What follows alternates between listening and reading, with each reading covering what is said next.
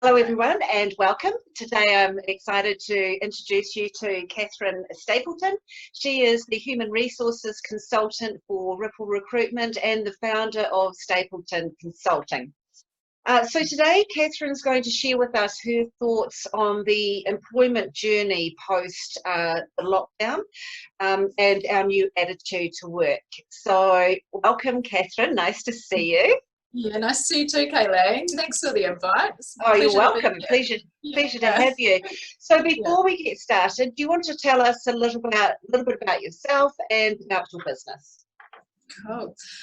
So I'm Catherine Stapleton. I'm the principal HR consultant here at Stapleton Consulting and a partner here with Ripple Recruitment and working with Kayeen to support her clients. So in terms of me, I'm an HR consultant that partners up with small to medium businesses to help them through what I call their employment journey. It's not an easy gig being an employer these days. There's still, even in a post-COVID or post-lockdown world, there's still skill shortages. And even probably more so now, there's a lot of fear out there as to which way to turn, how to comply and how to handle some key processes correctly and not exposing yourself to unnecessary risk, because employees these days are much more adept and aware of what they're entitled to, and they're quite happily able to provide advice to their friends and their social networks, which is probably made easier through social media too. Yes. So I love partnering with small to medium businesses, in particular those that have less than 50 employees, mainly because I know that the business owners are very much invested in the business. It's something that they may have grown from the ground up and seen evolve over time. It may even be a family business, so it's much more than work to them. And I love being on that journey with them. And it is a journey where there's lots of learning and evolution that takes place. And so being on that journey and helping them plan and navigate those decisions and those strategies they have for growing their business and ensuring that they've got the right team with them, with the right skill sets, is just so important, and really enjoy seeing seeing that business flourish along that journey too. I'm here as I like to call it an HR sidekick. So that person that you can pick up the phone to, who you can trust enough to hold all those moments when you need to have a vent. We can hold those in confidence. You can blurt whatever out. It stays within the realms of our conversation, because I think all business owners need that. It's not an easy ride for sure. So I've got a team here of there's myself and 3 others, and we're based in Hamilton, but we support clients Auckland, Bay of Plenty, and virtually across other areas of New Zealand as well. So that's pretty much everything. Well, in terms of the scope of HR, I like to say it's everything employment related. So recruitment all the way through to separation, and even if you're looking for strategies to retain key staff, everything in between. That's our sandpit that we like to play in.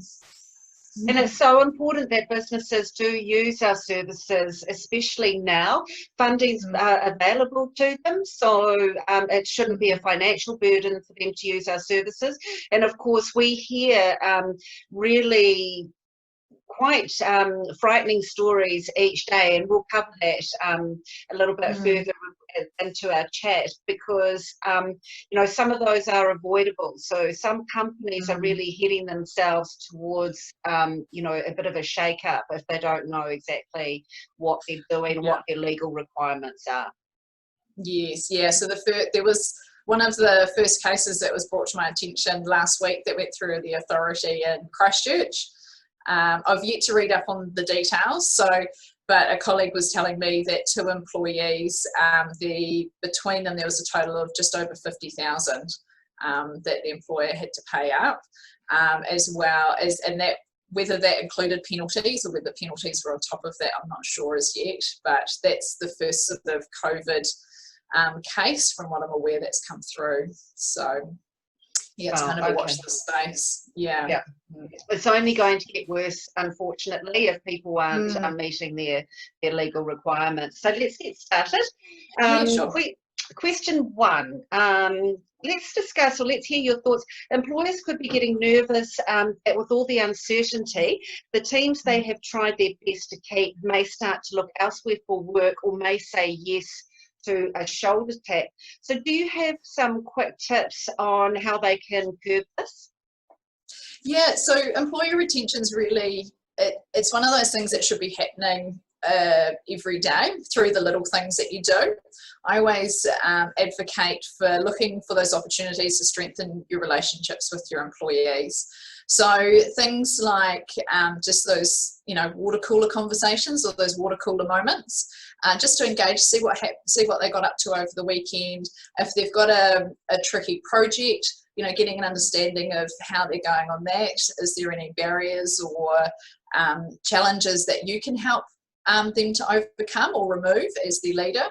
And then there's also the other way of, very much in a post-COVID world, the concept of flexible working, what we used to see it as being, has really been blown out of the water.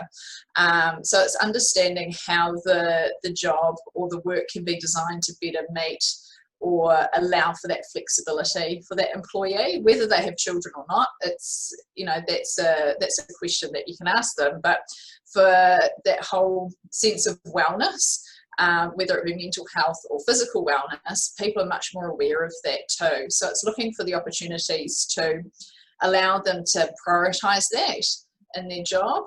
And it could be as simple as just allowing them that flexibility to go to the gym at 4:30 instead of having to finish at 5 o'clock, knowing that they're probably checking their emails in the evenings anyway. Yes. Which we all often do, and that's still work time that sometimes is just taken, that time's taken advantage of or eaten away out of the personal time. So it's just recognising that people are still on the clock sometimes when they're at home. So during the work time, why not allow for that flexibility of finishing half an hour earlier or starting a little bit later so they can miss the traffic and drop the kids off, for example. So, and then the other side, there's always the financial benefits too. There's a number of employers now that are looking to introduce health insurance for their teams. That's a great benefit to bring in, because I think we've all seen the state of our health system through COVID. I don't know about other people, I was pretty surprised to see how few ICU beds we actually had in New Zealand.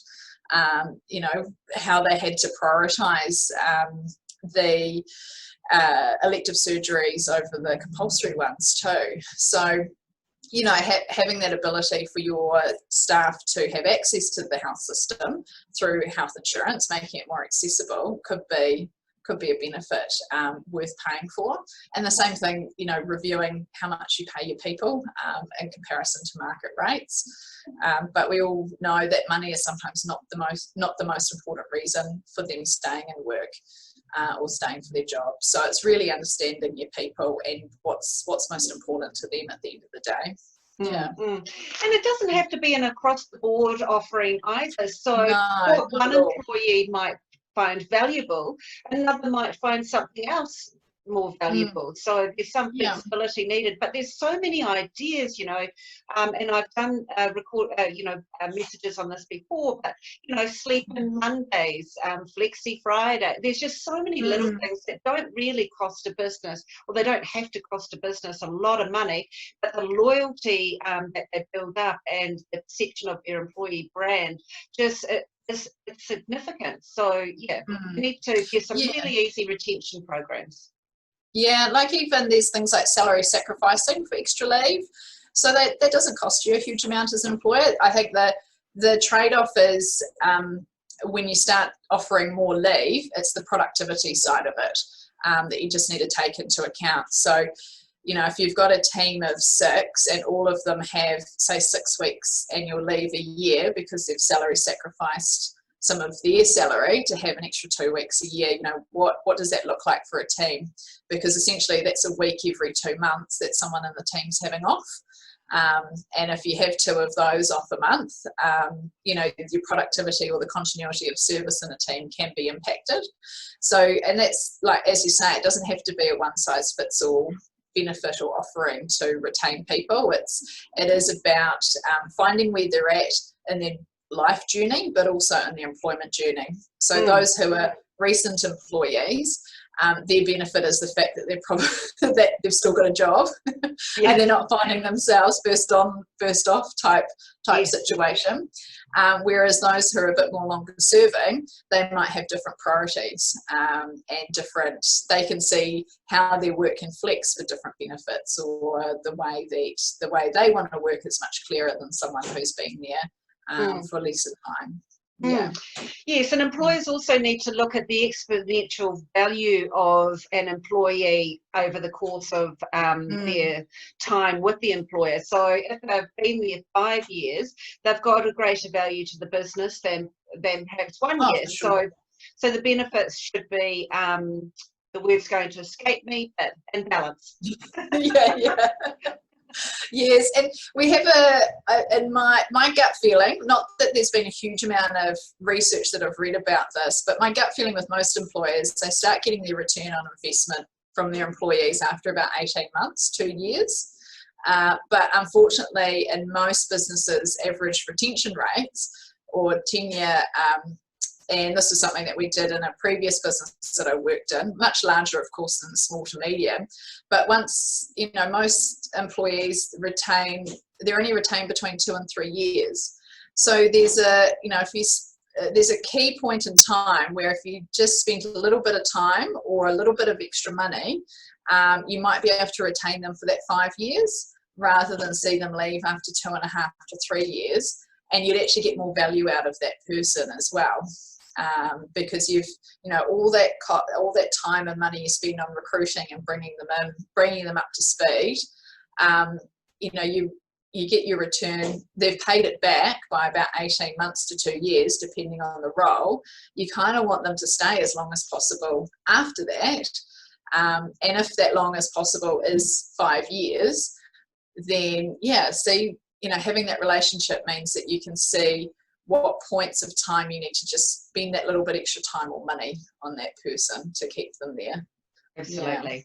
Yeah. Okay, well, let's go on to question 2, or point number 2. So we're seeing opportunities for businesses to improve with virtual and flexible teams. So you touched on it on flexible before. So what's your take on the future of working from home or working remotely? So it's really interesting. The conversations I've been having recently with people is, and I think some of it started, when was it, last year or the year before, when Perpetual Guardian went to the 4-day working week quite successfully. But even through that transition, they realised that it doesn't work for everyone. It doesn't work for every job. So we've actually just been partnering with a client around the concept of flexible working and remote working in accounting practice. And they've also they want to grow, they've got too much work and not enough people, and they're limited, their physical space limits how many people they can have in the office at one time too. And it's really interesting going through that process with them, because they've got people who are young with no kids, but have extracurricular activities they want to spend their time on. They've got a single parent, they've got parents with older kids, parents with younger kids, and then the owner himself, he's someone who is looking, 10 years down the track, he's eyeing up retirement. So, hey, they're very much in different or everyone's in a different place in life. So we recognise very early on that a one size fits approach wasn't going to work. Like a 4-day working week and working slightly longer days is not going to work for some people because, for example, the extra cost of childcare just didn't warrant it. So what they've actually done and what we've worked through with them is identifying, okay, what's important to each person, and also, are they set up at home to work from home? Are they comfortable working from home? Is the Wi-Fi slow and going to be frustrating for them? Because some of them live in rural areas that still don't have 4G or fibre. So for them, lockdown was they're like, oh, the system's going so slow. So again, it's they've managed to set out a plan where each person, say for example the single mum, she's on a fortnightly rotation, so she'll do long hours the week that she doesn't have the kids, and then she'll do shorter hours the week that she does have the kids. So that's just an example of the flexibility that they're affording, because the person who doesn't have kids but extracurricular activity, they start 7 o'clock in the morning, finish at, I think it's 3:30, and then they go horse riding for the afternoon. But the parameters that the employer put out was clients had to be able to contact the office, and someone can pick up the phone from 8 till 5, because he knew that his clients would desperately need that. And if someone didn't pick up the phone at Friday at 4:30, that they'll be on the mobile to him. And he's like, well, Friday afternoons, I don't want to be on the clock then unless I really have to. So, because he's got his priorities and things that he's working on for the business as well. So that's where it's been a bit of a process and a journey to understand the needs, and for each employee to figure out what's going to work and what's not. Lockdown was really useful. That kind of made everyone think about it, because it was a project that we'd been talking about last year, but we'd just sort of put on the back burner because they were so busy. Lockdown and COVID hit, and they're like, okay, now we really have to look at this. Yeah, exactly. So there's a lot of I think we're going to see a real merging of the two, where some people are going to want to work from home and others who aren't. So for leaders and business owners, it's going to be, well, how do we merge the two? So we compromise an employee's needs, but also don't compromise the service to our clients, and that relationship we have with our clients. Yeah, absolutely. And then another point that they need to consider is personality types of their teams as well. So one particular type may be highly productive when they're working on their own in their own space, and somebody else may need the company of workmates in the office. And we saw those distinct personality types play out over the lockdown period as well. And another thing I did, I've already covered this topic in previous video casts, but some employers aren't aware that an employee is legally entitled to ask for flexible work hours and to put their case forward. And an employer has to have only legitimate reasons why they wouldn't grant at least a trial period for that. So it's certainly something that businesses, if they haven't already started to think about, they should start thinking about it now. Yeah, and also I listened to a really interesting webinar from a guy, and his name escapes me now. He quite high up in the US Defence Force. So they went from a very highly centralised team and leadership model to a decentralised model with lots of people working remotely throughout the world.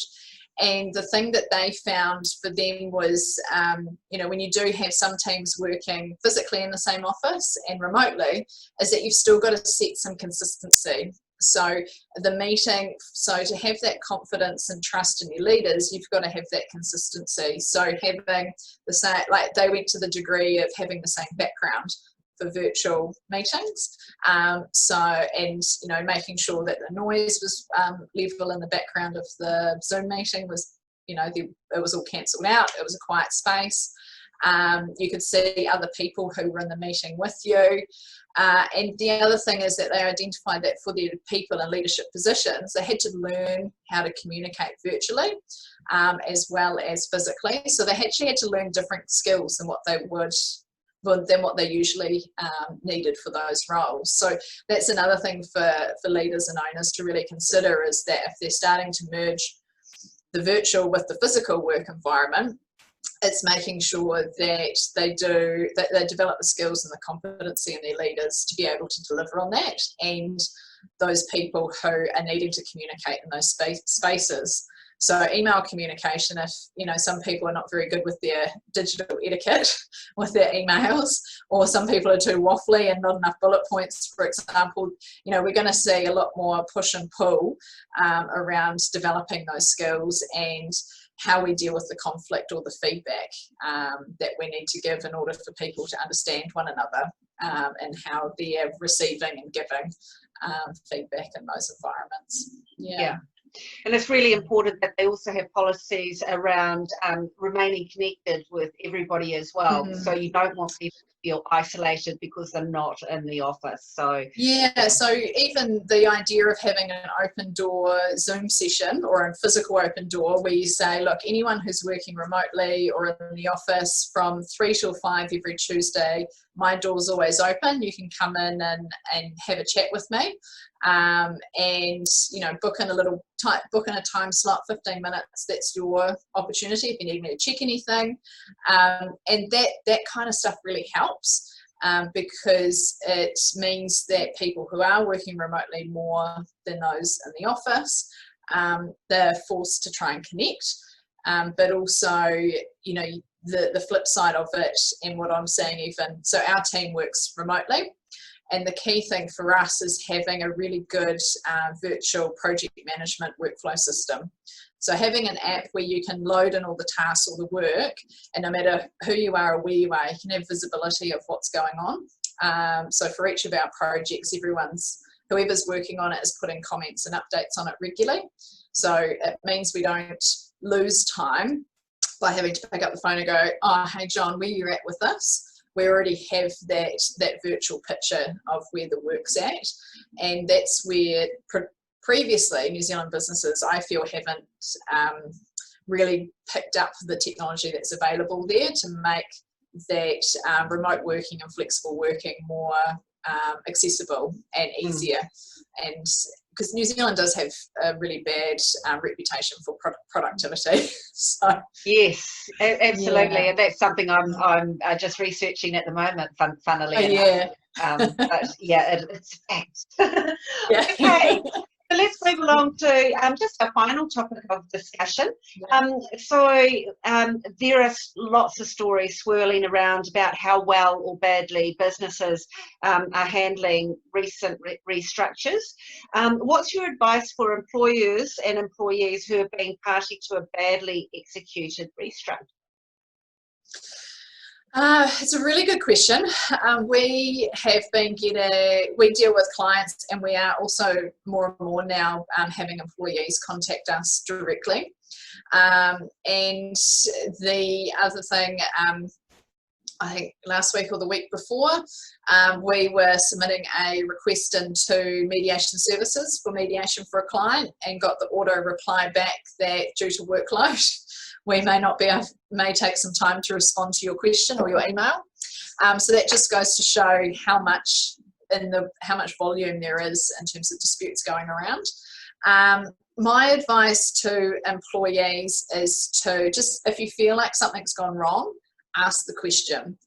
And whether it be ask the question of your employer or ask the question of someone like myself, you can even contact Ministry of Business and Innovation directly, and just have a chat to the people in their call centre with your queries. Particularly, you know, if you feel like your final pay, it doesn't look right, and there you can just pick up the phone. That's free advice. So they're there to provide that guidance. And the same thing, they help employers and employees, so they don't deal with one or the other exclusively. Yeah. And for employers, you know, it's really get clear on your process and your reason for your process for restructures before you actually start, and start with a plan.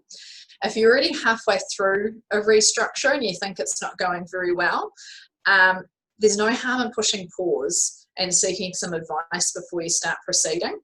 The key thing with any restructure is that you do need to be involving your employees and consulting with them and getting their feedback. And that's where I've witnessed some restructures go badly, because everyone's trying to rush it through as quickly as possible to save some dollars. But as I said earlier, you know, $50,000 is a potential payout for 2 employees, because that's what this case in Christchurch got. You know, a couple of thousand versus 50,000, to do it right, pushing pause can, you know, save you that amount. So pushing pause and just regathering your thoughts, letting the air kind of just calm down a bit as well if it's getting a bit heated and emotional, because, you know, it has been a really difficult time for some employers and employees, and the uncertainty has created a lot of stress, a lot of pressure. I've always advocated for the fact that work and home, they blend. So whatever happens at work can go home. What happens at home can come to work. And I think this is what's happening now. And for employees, one of the things to be really mindful of is that if it's the business owner who's leading a restructure and who's your manager, to be really mindful that they're going through a roller coaster ride themselves, and they're trying to make the best decisions and the actions that they can with the tools and the resources they have available. And some employers, this is the first time they've been faced with this decision. And I had a client who had to have basically a stand-up meeting with his team because they were mucking around. They were costing the business a lot in rework, and this was just coming out of lockdown because they just weren't focused on the job for whatever reason. And he basically had to remind them that he's had to remortgage his house, he's had to take out more debt, and he's been working 12, 16-hour days easily through lockdown to keep the business going, to keep these people at work. And that was kind of the eye-opener and the reality check that this team needed to just go, okay, this is bigger than us. We might be having our own personal struggles with the uncertainty of all of this, but as a business owner, he's got so much more weight that he's carrying on his shoulders, and that he was really committed to trying to hold these people in their jobs for as long as possible. So there's two sides to every story and two sides to every process. So whether you're the employee or the employer, it's just to be really mindful of that and just keep the communication going. As soon as you start putting up walls and barriers, that's when things can start to turn a bit sour and become a bit difficult. And if you have made mistakes, or if you've said something that you shouldn't, obviously seek advice before saying, hey, I'm sorry, I didn't mean to, etc., etc. But sometimes that can be the best thing to do in whatever situation that you're in. And if you know you've done wrong, sometimes acknowledging that can really lower the stress, lower the emotions, and even if you're an employer, it might even lower the costs. If there is going to be a price tag involved. Yeah. Sometimes the employee, all they want is an apology and an acknowledgement that wrongdoing has happened. There's been a few disputes through the years that I've been involved in on both sides, and that's generally for the employee. They're like, I just want an acknowledgement that they've done wrong. An apology would be more weight than the money at the end of the day. So absolutely. And I think it's really important, you said, before you admit fault, seek advice. I think it's really important that they do that if they find themselves, if employers and perhaps even employees find themselves going down the wrong path.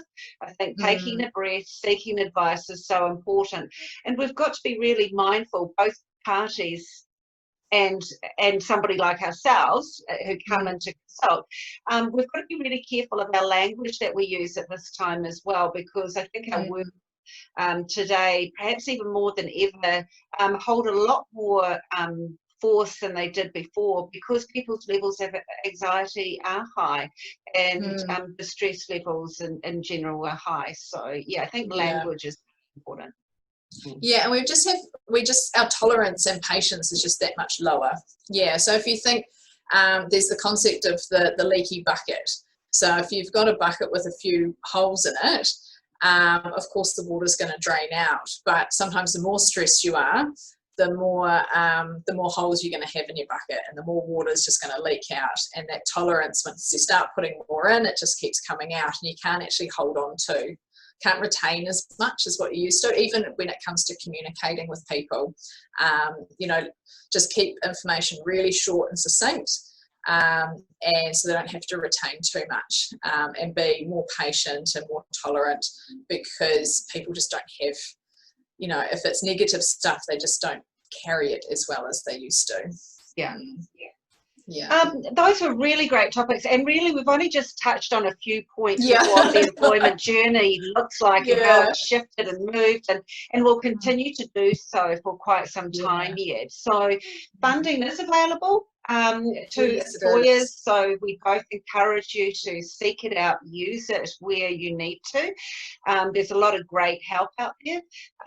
So Catherine, we'll wind up, but do you have any final words for our audience? Yeah, so final words, I'm just trying to sum it up, thinking what we've actually talked about. I think at the end of the day, we're all at a crossroads. And whether it be as a business, if you've got your plan to get through this time, great, stick through it, stick to it. If you're finding yourself not sure of which way to turn, whether it be to restructure or not restructure, because we all know for those that got the wage subsidy extension, that's finishing end of August, mid-September, depending on when you apply. And it's really, act and start thinking and planning about, for the next 3 months now, rather than waiting to that point in time.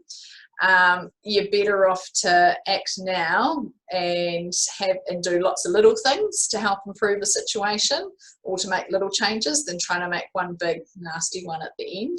And the same thing with employees. If they're, just to wrap up, I think if they've got any uncertainties about job security or what's going on behind the scenes with their employer, if they can sense something's not right, just don't be afraid to just ask the question, because it may be something completely different that you're thinking in your head. It's really easy during these times of uncertainty and stress that what your perceptions are reality, but you could be seeing things for not what they are. So just start having a conversation, and even if things are changing in your personal life, just make your employer aware of that. And so you can, because they're making plans for their future too. So if they can accommodate that, then that would be great. I think if that's a win-win for both parties, definitely start doing that. But I appreciate that advice, and those final words are not going to resonate with everyone. Yeah, so but that's sort of that's probably what I'd wrap up with in terms of what we've just talked about now. Fantastic. Okay, thank you everyone for watching. I'm sure you got some valuable insights there. Thank you, Catherine. Bye for now. Okay. Yeah, thanks guys.